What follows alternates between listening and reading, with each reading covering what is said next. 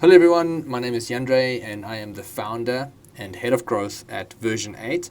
We are a digital marketing agency in the heart of Sandton, and we mainly focus on performance-driven digital marketing that can help clients generate leads and sales, aka grow their bottom line. Now, we've realized that there's a bit of a misconception around what it truly takes in order to run successful digital marketing ads, and that's why we've started this education series. With that said, we want to talk about the number one thing you should be doing before you spend money on your digital marketing today. So that's what we want to talk about, and this is our first episode. And we want to make sure that we clear all misconceptions, because we feel that business owners sometimes randomly out of the blue, or managers sometimes, or small companies specifically, would set up an AdWords account or would set up a Facebook ads account and then just start running ads. And what would happen is that, they would just end up flying blind because they would have no clear set goals or KPIs in place. They're just experimenting. And what ends up happening is 3,000 to 4,000 Rand or 5,000 Rand later, maybe even more, you realize, we haven't generated one sale or one lead from our digital marketing campaigns. And that's when you decide that maybe digital marketing is not for you, or it's not for your industry. And that's usually a huge mistake. So we want to avoid that from happening. And we want to explain to you, what it truly takes in order to run successful and profitable digital marketing ads. So today we're going to talk about the number one thing you should be doing before you run any digital marketing ads. And, that is really, in a sense, you need to be able to set a benchmark for yourself. So if you're going to run the marathon, you have an idea of how far the marathon is, and you also know how hard you need to train in order to run 100 Ks. If you're doing, obviously, the marathon that happens once a year in KwaZulu-Natal, or essentially if you're doing half a marathon, you would know that you have to run 21 Ks. If you want to run a full marathon, you know what it takes in order to, run a full marathon. So in essence, you have an idea of what the benchmark is when it comes to doing these things, but it doesn't necessarily happen with digital marketing.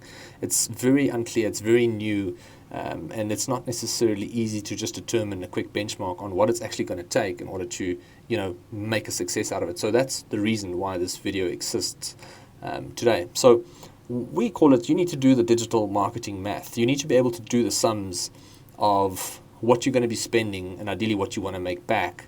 And I'm going to show you how to do that today. That's what we're going to talk about. So you need to be able to do the digital marketing math. And, before we do the math, I need to quickly just say that there's a couple of things that needs to happen before you make a sale, before you generate a lead. And that's obviously self-explanatory. Like, you're not going to run an ad and essentially just get a ton of sales. It's not how it works. We have to break it down into a couple of steps. And if you break it down, if we have to keep it simple, and for the sake of keeping it simple, I've broken it down into two steps. The first step is you need to get a click.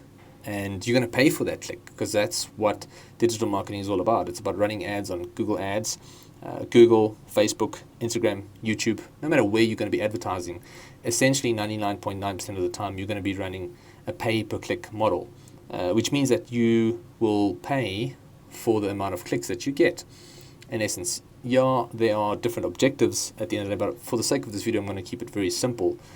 What happens is you need to pay in order to play. So you need to pay for the clicks that you get. And then after someone's clicked your ad, they're going to come to your site. But now we will be very naive in order to believe that every single person that visits our site is going to become a customer. That's just not how the world works. A physical store owner that maybe sells laptops or screens or printers and print cartridges will be able to tell you that not every single person that walks into the store becomes a customer. A lot of people come there to browse. So they see the store, they walk into the store, they browse, and then a handful of people walk out. That's just the reality of life. That's just human behavior.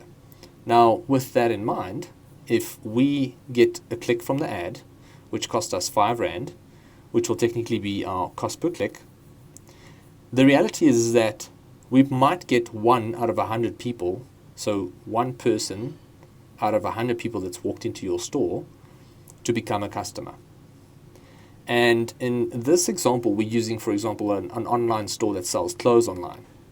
So if you had to buy a shirt, so if you paid R5 to get someone into the store, you got 100 people into the store, only one person bought a shirt from you, and if the shirt value was $600, then you would have made 600 Rand top line revenue. But now what a lot of people think is, let me just take a step back. The number one reason why we say 1 out of 100 is this is not a metric that we've sucked out. This is literally a stat. Like the average e-commerce website, the average online website that sells products and services online has a conversion rate of about 1 to 2%. So we're working on worst case here. Let's say, there's websites that do a lot less. But if you between 1 and 2%, we're taking 1% for example, then it means that you're going to get one sale out of 100 people that visit your site. And you're going to pay R5 to get one person to the site. And you're going to sell one product that's costing $600. Okay. So now you've paid you've paid R5, you've driven 100 people to the site at R5 a click. That is technically one sale, which led to $600 of revenue. The shirt was $600. But this is now our cost per acquisition. This is what it's cost us to make the sale, and that's R5 times 100 visitors. That's 500 Rand, because we had to get 100 clicks, and one click is $100. One click is R5. So if one click is R5 and we had to get 100 clicks to get one sale, then our cost per acquisition for now is 500 Rand, and we made 600 Rand back. Now a lot of people would think, hey, we've made 100 Rand profit. We can go and put more money back into our marketing. That's where you're making the mistake, because there's a lot of hidden numbers and metrics that people don't consider. All right, so let's just have a look at that.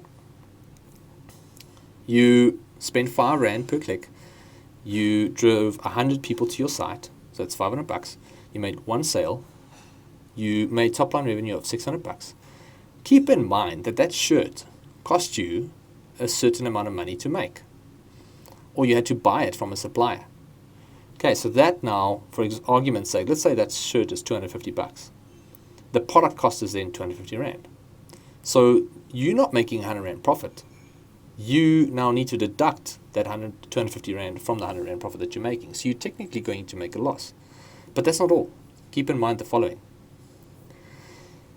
Let me quickly show you this. So the CPA now, the cost per acquisition, is no longer just 500 Rand. The cost per acquisition now is the 500 Rand for the 500 visitors that we had to drive, plus the 250 Rand of the product cost. Okay, so now, keeping that in mind, our cost of the sale is now 750 Rand.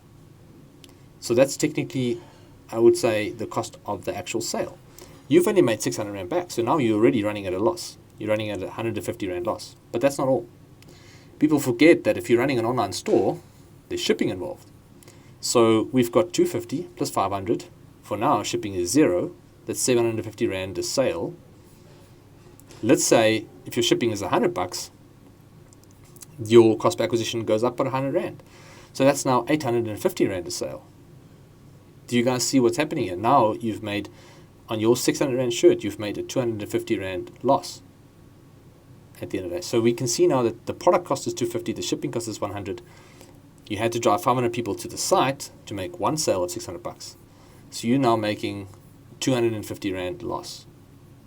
So if you don't consider these metrics, you're never going to know whether you're making profit or not on your ads. And 9 out of 10 times you won't be making profit because you're not doing it strategically, which we'll talk about just now. And you're going to say, oh, the online marketing is not for me because we're not driving results at the end of the day. Right. Obviously, there are ways to improve this metric. So let's quickly have a look at that for 1 second. So for example, you can get a customer to buy more from you. And what we mean by that is you can, for example, get one customer now to buy, as opposed to this now, R5, 100 people to the site, one conversion, a 600 Rand for one shirt.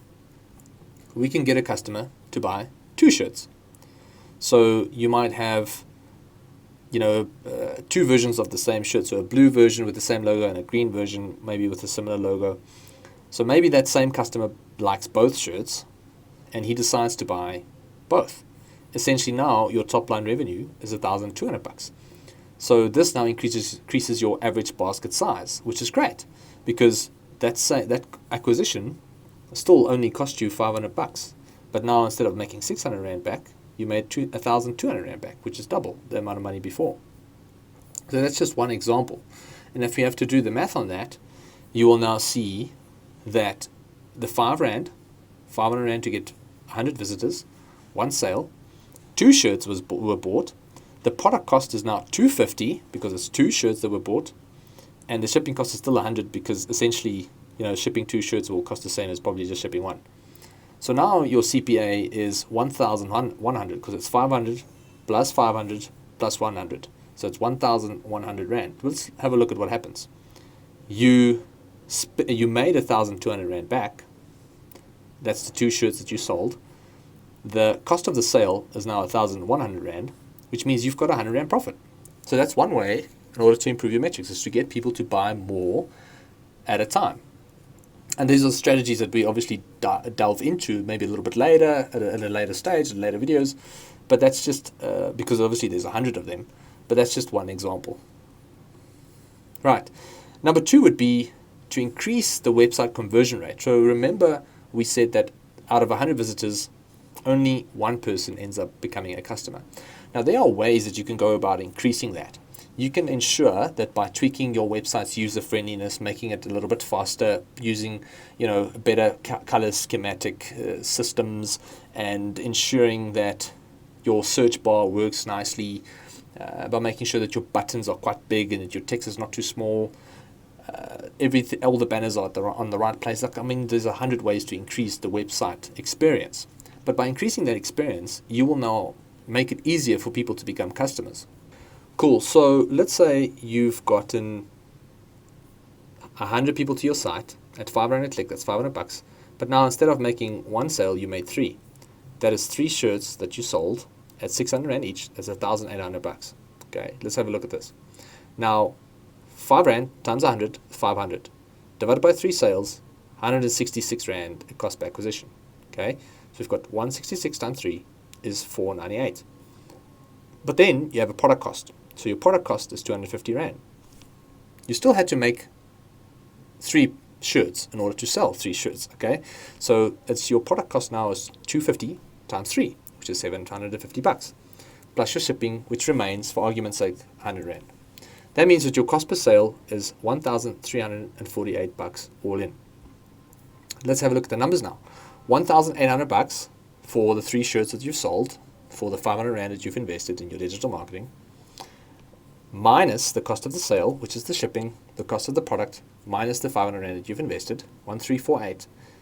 If you minus that from 1,800, you're sitting with 452 Rand profit.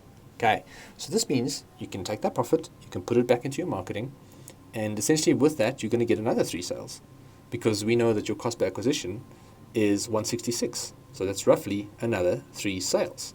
If you 166 times 3. So that now means that you can start scaling your business accordingly. So these are just obviously 2 ways that you can go about increasing those metrics of your business. However, the point of this video is that you should always do the math. Always do the math and try and work out what you're actually spending on your digital marketing and what you're going to be in for. It doesn't have to be 100% accurate, and obviously it won't be 100% accurate.